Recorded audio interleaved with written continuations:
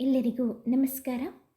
ಆತ್ಮೀಯರೇ, ವಿಶ್ವ ಇತಿಹಾಸದಲ್ಲಿ ತನ್ನದೇ ಗತ ವೈಭವವನ್ನು ಸಾರಿ ಯುನೆಸ್ಕೋ ಪರಂಪರೆಯ ತಾಣಗಳಲ್ಲಿ ಒಂದಾದ ವಿಜಯನಗರ ಹಂಪಿಯ ಬಗ್ಗೆ, ಅಲ್ಲಿರುವ ಪ್ರೇಕ್ಷಣೀಯ ಸ್ಥಳಗಳ ಬಗ್ಗೆ ತಿಳಿಯೋಣ. ವಿಜಯನಗರ ಸಾಮ್ರಾಜ್ಯದ ಅದ್ಭುತ ಇತಿಹಾಸವನ್ನು ಸಾರುವ ಹಂಪಿ ಕರ್ನಾಟಕದ ಕನ್ನಡ ಮಣ್ಣಿನ ತುಂಗಭದ್ರಾ ನದಿಯ ತಟದಲ್ಲಿ ಮೂಡಿದ ವಿಸ್ಮಯಗಳ ತವರು. ಇಂದು ಅಳಿದುಳಿದ ಅವಶೇಷಗಳಲ್ಲಿಯೇ ಕಂಗೊಳಿಸುತ್ತಿರುವಂಥ ಹಂಪೆ ಒಂದು ಕಾಲದಲ್ಲಿ ದಕ್ಷಿಣ ಭಾರತದ ಅತ್ಯಂತ ಶಕ್ತಿಶಾಲಿ ಸಾಮ್ರಾಜ್ಯದ ರಾಜಧಾನಿಯಾಗಿತ್ತು. ಅದೇ ವಿಜಯನಗರ ಸಾಮ್ರಾಜ್ಯ. ಹಂಪಿ ವಿಜಯನಗರ ಜಿಲ್ಲೆಯಲ್ಲಿದೆ. 14ನೇ ಶತಮಾನ, ಸಾಮಾನ್ಯ ಶಕ 1336ರಲ್ಲಿ ಮದೂರಿನ ಹೆಮ್ಮೆಯ ಹರಿಹರ ಮತ್ತು ಬುಕ್ಕರಾಯರು ಧರ್ಮದ ಅಸ್ತಿತ್ವದ ಉಳಿವಿಗಾಗಿ ಧಾರ್ಮಿಕ ತತ್ವವಂತರಾದ ಶ್ರೀಮದ್ ವಿದ್ಯಾರಣ್ಯರ ಮಾರ್ಗದರ್ಶನದಲ್ಲಿ ಈ ಸಾಮ್ರಾಜ್ಯವನ್ನು ಸ್ಥಾಪಿಸಿದರು. ಅವರು ಸ್ಥಾಪಿಸಿದ ವಿಜಯನಗರ ಶತ್ರುಗಳಿಂದ ದಕ್ಷಿಣ ಭಾರತವನ್ನು ರಕ್ಷಿಸುವ ಗಡಿಮಾಲೆಯಂತಿತ್ತು. ಇದು ಧರ್ಮ, ಕಲೆ, ವಾಣಿಜ್ಯ ಮತ್ತು ಸಾಹಿತ್ಯಗಳ ತವರೂರು. ಇದು ಕೇವಲ ಶಿಲೆಗಳ ಊರಲ್ಲ, ಇತಿಹಾಸದ ಜೀವಂತ ರೂಪ. ಇಲ್ಲಿರುವಂಥ ಅನೇಕ ಪ್ರೇಕ್ಷಣೀಯ ಸ್ಥಳಗಳ ಬಗ್ಗೆ ಸ್ವಲ್ಪ ಕಿರುಪರಿಚಯನ್ನು ಮಾಡಿಕೊಳ್ಳೋಣ. 1986ರಲ್ಲಿ ಯುನೆಸ್ಕೋ ಹಂಪಿಗೆ ವಿಶ್ವ ಮಾನ್ಯತೆಯನ್ನು ನೀಡಿದೆ, ವಿಶ್ವ ಮನ್ನಣೆಯನ್ನು ನೀಡಿದೆ. ಪ್ರತಿಯೊಂದು ಶಿಲೆ, ಕಲ್ಲಿನಲ್ಲಿ ಅರಳಿದ ರಥ, ವಿಶ್ವದ ಕಣ್ಣಿನಲ್ಲಿ ಅರಳಿದ ಕಲಾಪಥ, ಮರಳಿ ಏರಿದೆ ಹಂಪಿಯ ಗತ ವೈಭವ. ಮಾನವ ಸಂಸ್ಕೃತಿಯ ಸಮ್ಮಾನದ ನಿಟ್ಟಿನಲ್ಲಿ ವಿಶ್ವ ಪರಂಪರೆಯ ಪಟ್ಟಿಯಲ್ಲಿ ಸೇರಿರುವ ಹಂಪಿಯ ಗತ ವೈಭವವನ್ನು ಒಮ್ಮೆ ಕಣ್ಣಾಡಿಸೋಣ. ಆತ್ಮೀಯರೇ, ವಿರೂಪಾಕ್ಷ ದೇವಾಲಯವು ಶಿವರೂಪವಾದ ವಿರೂಪಾಕ್ಷಕ್ಕೆ ಅರ್ಪಿತವಾಗಿ ಈ ದೇವಾಲಯವನ್ನು ವಿಜಯನಗರ ಸಾಮ್ರಾಜ್ಯದ ಆಡಳಿತಗಾರ 2ನೇ ದೇವರಾಯನ ಮಂತ್ರಿ ಲಕ್ಕಣ್ಣ ದಂಡೇಶರು ನಿರ್ಮಿಸಿದರು ಎನ್ನುವಂತಹ ಉಲ್ಲೇಖವಿದೆ. ಅತ್ಯಂತ ಅದ್ಭುತವಾದ ರಚನೆಗಳಲ್ಲಿ ಇದು ಪ್ರಖ್ಯಾತಿಯನ್ನು ಪಡೆದಿದೆ.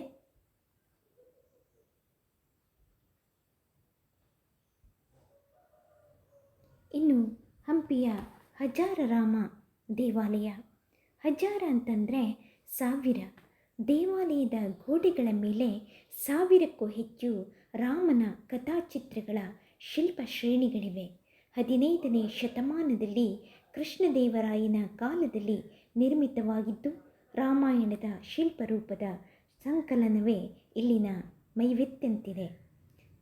ಸೀತಾ ಸ್ವಯಂವರ, ರಾಮ ರಾವಣರ ಯುದ್ಧ, ಹನುಮಂತನ ಲಂಕಾದಹನ, ರಾಮನ ಅಯೋಧ್ಯೆಯ ಪ್ರವೇಶವನ್ನು ಅತ್ಯಂತ ನಿಖರತೆಯಿಂದ ಇಲ್ಲಿ ಕೆತ್ತಲಾಗಿದೆ. ಆತ್ಮೀಯರೇ, ಇಲ್ಲಿರುವಂಥ ವಿಜಯ ವಿಠ್ಠಲ ದೇವಾಲಯ ಹಂಪಿಯ ಶ್ರೇಷ್ಠತಮ ಪ್ರಸಿದ್ಧ ದೇವಾಲಯವಿದು. ಕಲಾತ್ಮಕ ಶ್ರೇಷ್ಠತೆಗೆ ಜೀವಂತ ಸಾಕ್ಷಿ, ಕಲಾ ಧರ್ಮ ಸಂಸ್ಕೃತಿಯ ಸಂಗಮ. 15ನೇ ಶತಮಾನದಲ್ಲಿ ಇದರ ನಿರ್ಮಾಣಕ್ಕೆ ಆರಂಭವಾಯಿತು. ಶ್ರೀಕೃಷ್ಣ ದೇವರಾಯನ ಕಾಲದಲ್ಲಿ ಇದು ವಿಸ್ತಾರಗೊಂಡಿದೆ.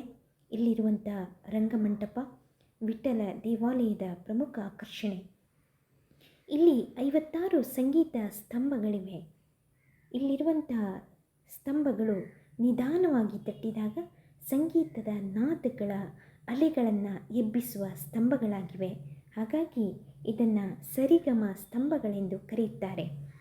ಪ್ರತಿ ಸ್ತಂಭದ ಸುತ್ತ 7 ಸಣ್ಣ ಸ್ತಂಭಗಳಿವೆ. ಈ ಸ್ತಂಭಗಳಲ್ಲಿ ಪ್ರತಿ ಸ್ತಂಭವು ವಿಭಿನ್ನ ಸಂಗೀತದ ಶಬ್ದವನ್ನು ಮಾಡುತ್ತದೆ. ಸ್ನೇಹಿತರೆ, ಈ ಎಲ್ಲ ಸ್ತಂಭಗಳನ್ನು ಒಂದು ದೊಡ್ಡ ಪ್ರತಿಧ್ವನಿಸುವ ಕಲ್ಲಿನ ತುಂಡಿನಿಂದ ಕೆತ್ತಲಾಗಿದೆ ಅಂತ ಹೇಳಲಾಗಿದೆ. ಕಲ್ಲಿನ ಸ್ತಂಭಗಳಿರುವ ಇಲ್ಲಿಂದ ಬರುವ ಸಂಗೀತದ ಶಬ್ದವು ರಹಸ್ಯವಾಗಿದ್ದು, ಅದು ಶತಮಾನಗಳಿಂದಲೂ ಅನೇಕ ಜನರನ್ನು ಆಕರ್ಷಿಸಿದೆ. ಭಾರತದಲ್ಲಿ ಬ್ರಿಟಿಷ್ ಆಡಳಿತಗಾರರು ಸಹ ಇದರಿಂದ ಆಶ್ಚರ್ಯಚಕಿತರಾಗಿ ರಹಸ್ಯ ಭೇದಿಸಲು 2 ಸಂಗೀತ ಸ್ತಂಭಗಳನ್ನು ಕತ್ತರಿಸಿ ಒಳಗೆ ಏನಾದರೂ ಇದೆಯೇ ಅಂತ ಪರಿಶೀಲಿಸಿದರು. ಅವರು ಕತ್ತರಿಸಿದ ಸ್ತಂಭಗಳನ್ನು ಕೂಡ ದೇವಾಲಯದ ಸಂಕೀರ್ಣದೊಳಗಿದೆ. ಹಂಪಿಯ ಕಲ್ಲಿನ ರಥದ ಬಗ್ಗೆ ನೋಡೋಣ. ಈ ರಥದಲ್ಲಿ ಭಗವಾನ್ ಮಹಾವಿಷ್ಣುವಿನ ಬೆಂಗಾವಲು ಗರುಡನ ಬೃಹತ್ ಶಿಲ್ಪ ಇತ್ತು, ಆದರೆ ಅದು ಈಗ ಇಲ್ಲ. ಭಾರತದಲ್ಲಿಯೇ 3 ಪ್ರಸಿದ್ಧ ಕಲ್ಲಿನ ರಥಗಳಲ್ಲಿ ಒಂದು ಎಂಬ ಖ್ಯಾತಿಯನ್ನು ಇದು ಹೊಂದಿದೆ. ಉಳಿದ 2 ರಥಗಳು, ಒಂದು ಒಡಿಶಾ ರಾಜ್ಯದ ಸೂರ್ಯ ದೇಗುಲ ಕೊನಾರ್ಕ್, ಇನ್ನೊಂದು ತಮಿಳುನಾಡಿನ ಮಹಾಬಲಿಪುರಂನಲ್ಲಿದೆ. ಅತ್ಯಂತ ಆಕರ್ಷಣೀಯವಾದ ಈ ಕಲ್ಲಿನ ರಥ ವಿಶ್ವ ಪರಂಪರೆಯ ತಾಣವಾಗಿದೆ.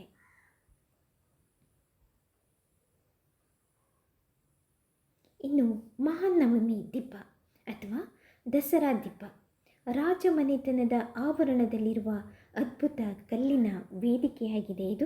ಇದನ್ನು ರಾಜ ಕೃಷ್ಣದೇವರಾಯನು ಉದಯಗಿರಿಯ ಮೇಲಿನ ವಿಜಯದ ಗುರುತಾಗಿ ನಿರ್ಮಿಸಿದರು. ದಸರಾ ಹಬ್ಬವನ್ನು ಆಚರಿಸಲು ಹಾಗೂ ಅದರ ಮೆರವಣಿಗೆಯನ್ನು ವೀಕ್ಷಿಸಲು ಇದನ್ನು ನಿರ್ಮಿಸಲಾಗಿದೆ. ಇತಿಹಾಸಕಾರರ ಪ್ರಕಾರ ರಾಜನು ಕುಸ್ತಿ, ಕತ್ತಿವರಸೆ, ಜಲಕ್ರೀಡೆ, ಮೆರವಣಿಗೆ ಇದರ ವೀಕ್ಷಣೆಗಾಗಿ ಮಹಾನವಮಿ ದಿಬ್ಬದ ಎತ್ತರದಿಂದ ವೀಕ್ಷಿಸುತ್ತಿದ್ದಾನೆ ಎನ್ನುವಂಥ ಉಲ್ಲೇಖನವನ್ನು ನೀಡಿದ್ದಾರೆ. ಇದನ್ನು ಶ್ರೀಕೃಷ್ಣದೇವರಾಯ 1513ರಲ್ಲಿ ನಿರ್ಮಿಸಿದರು. ಇನ್ನು ಸಾಸಿವೆ ಕಾಳು ಗಣಪತಿ.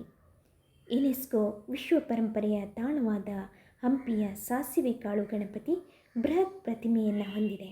ಈ ಪ್ರತಿಮೆಯ ಮೇಲಿನ ಶಾಸನವು ಕ್ರಿಸ್ತಶಕ ಅಥವಾ ಸಾಮಾನ್ಯ ಶಕ 1500 ಅಷ್ಟು ಹಳೆಯದಾಗಿದ್ದು, ವಿಜಯನಗರ ಸಾಮ್ರಾಜ್ಯದ ರಾಜ 2ನೇ ನರಸಿಂಹರ ನೆನಪಿಗಾಗಿ ಈ ಪ್ರತಿಮೆಯನ್ನು ನಿರ್ಮಿಸಲಾಗಿದೆ ಎಂದು ಹೇಳಲಾಗ್ತಾ ಇದೆ. ಇದೊಂದು ಅದ್ಭುತವಾದಂತಹ ಪ್ರತಿಮೆ. ಇನ್ನು ಲಕ್ಷ್ಮೀ ನರಸಿಂಹ ಪ್ರತಿಮೆ ಅಥವಾ ಉಗ್ರ ನರಸಿಂಹನ ಪ್ರತಿಮೆ. ಈ ಶಿಲ್ಪಕಲೆಯು ವಿಜಯನಗರ ತಾಳಿಕೋಟೆ ಕದನದಲ್ಲಿ ಮುಸ್ಲಿಮರ ದಾಳಿಯ ಸಮಯದಲ್ಲಿ ದೈತ್ಯಾಕಾರದ ಪ್ರತಿಮೆಯನ್ನು ಧ್ವಂಸಗೊಳಿಸಲಾಯಿತು, ವಿರೂಪಗೊಳಿಸಲಾಯಿತು. ಅಳಿದುಳಿದ ಕಲಾಕೃತಿ ಮಾತ್ರ ಇಲ್ಲಿ ಉಳಿದುಕೊಂಡಿದೆ. ಇನ್ನು ಕಮಲ ಮಹಲ್ ಅಥವಾ ಚಿತ್ರಾಂಗಿ ಮಹಲ್ ಅಥವಾ ಲೋಟಸ್ ಮಹಲ್. ಈ ಮಹಲಿನ ಮೇಲ್ಛಾವಣಿಯ ಆಕಾರವು ಕಮಲದ ಹೂವಿನಂತೆ ರೂಪುಗೊಂಡಿದೆ. ಇದು ಇಂಡೋ ಸಾರ್ಸನಿಕ್ ಶೈಲಿಯ ಅದ್ಭುತ ನಿದರ್ಶನ. ಕಮಲ್ ಮಹಲನ್ನು ಸಾಮಾನ್ಯವಾಗಿ ರಾಜ ಮಹಿಳೆಯರ ವಿಶ್ರಾಂತಿಗಾಗಿ ಅಥವಾ ಅಂತಃಪುರದ ಸಭಾಂಗಣವಾಗಿ ಬಳಸಿರಬಹುದೆಂಬ ಇತಿಹಾಸಕಾರರ ಉಲ್ಲೇಖವಿದೆ.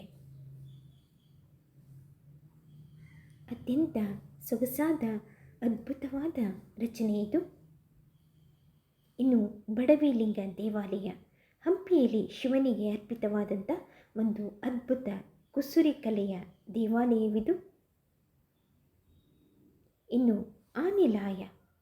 ಸಾಮಾನ್ಯ ಶಕ 15ನೇ ಶತಮಾನದಲ್ಲಿ ನಿರ್ಮಿಸಲಾದ ಹಂಪಿಯಲ್ಲಿ ಆನೆಲಾಯವು ಅದ್ಭುತವಾದ ರಚನೆಯಾಗಿದೆ.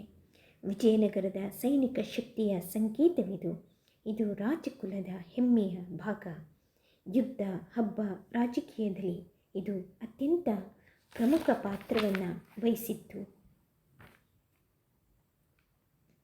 ಇನ್ನು ಹಂಪಿಯ ಬಜಾರ್. ಹಂಪಿ ಬಜಾರ್ ವಿಜಯನಗರ ಕಾಲದಲ್ಲಿ ಈ ಸಾಮ್ರಾಜ್ಯದ ಆರ್ಥಿಕ ಶಕ್ತಿ, ಸಾಂಸ್ಕೃತಿಕ ವೈಭವ, ಅಂತಾರಾಷ್ಟ್ರೀಯ ಸಂಬಂಧಗಳ ಪ್ರತೀಕ. ಮುತ್ತು ರತ್ನ ಒಡವೆಗಳನ್ನು ಸಂತೆಯಲ್ಲಿ ಅಳೆದು ಮಾರುತ್ತಿದ್ದಂತಹ ಶ್ರೇಷ್ಠ ಕಾಲ. ಇಂದಿಗೆ ಅದರ ಅವಶೇಷಗಳು ಮಾತ್ರ ಉಳಿದಿದೆ. ಹೀಗೆ ಅದ್ಭುತವಾದಂತಹ ಒಂದು ಸಾಮ್ರಾಜ್ಯ ತಲೆ ಎತ್ತಿ ನಿಂತು ದಕ್ಷಿಣ ಭಾರತದ ಗಡಿಯನ್ನು, ಶತ್ರುಗಳನ್ನು ರಕ್ಷಿಸಿದ ವಿಜಯನಗರ ಸಾಮ್ರಾಜ್ಯ ಭಾರತದ ಶಕ್ತಿ, ವೈಭವ, ಸಾಂಸ್ಕೃತಿಕ ಪರಾಕಾಷ್ಠೆಯ ತೊಟ್ಟಿಲು. ಹಂಪಿಯ ನಾಶಕ್ಕೆ ಕಾರಣವಾದ ಯುದ್ಧ 1565ರ ತಾಳಿಕೋಟೆ ಯುದ್ಧ. ಇದು ಅನೇಕರ ವಿಶ್ವಾಸಘಾತಕ್ಕೆ ಸಾಕ್ಷಿಯಾಯಿತು. ಇಲ್ಲಿ ಅಳಿಯ ರಾಮಯ್ಯ ನೇತೃತ್ವದಲ್ಲಿ ನಡೆದಂಥ ಈ ಪರಾಕ್ರಮದ ಯುದ್ಧ ಆಂತರಿಕವಾಗಿ ಅನೇಕ ವೈಫಲ್ಯತೆಗಳ ಸರಣಿಯಾಗಿತ್ತು. ದಕ್ಷಿಣದ 5 ಮುಸ್ಲಿಂ ಸುಲ್ತಾನರು ನಡೆಸಿದ ಈ ಕೂಟ ಯುದ್ಧಕ್ಕೆ ವಿಜಯನಗರ ನಾಶವಾಗಿ ಹೋಯಿತು. ಯುದ್ಧದ ನಂತರ 6-7 ತಿಂಗಳ ಕಾಲ ವಿಜಯನಗರವನ್ನು ಶತ್ರುಗಳು ಲೂಟಿ ಹೊಡೆದು ವಿಧ್ವಂಸಗೊಳಿಸಿದರು. ಹಂಪಿಯ ಬೀದಿಗಳಲ್ಲಿ ಬಹುದಿನಗಳವರೆಗೆ ಹೊತ್ತಿಕೊಂಡಂತಹ ಬೆಂಕಿ ಪತನದ ಭೀಕರತೆಗೆ ಸಾಕ್ಷಿಯಾಗಿತ್ತು. ಆದರೂ ಗತ ವೈಭವವನ್ನು ಮತ್ತೆ ಉಳಿಸಿಕೊಂಡಂತಹ ಹಂಪಿ 1986ರ ಯುನೆಸ್ಕೋ ಪಟ್ಟಿಯಲ್ಲಿ ಸೇರಿ ಇಂದಿಗೆ ಅದು ಅದ್ಭುತವಾದಂಥ ಸಾಧನೆಯನ್ನು ತೋರಿದೆ. ಆತ್ಮೀಯರೇ, ಇನ್ನಷ್ಟು ಜ್ಞಾನಾಧಾರಿತ PPT ಆಧಾರಿತ ವಿಡಿಯೋಗಳ ಮೂಲಕ ಮತ್ತೆ ಭೇಟಿಯಾಗೋಣ. ಧನ್ಯವಾದಗಳು.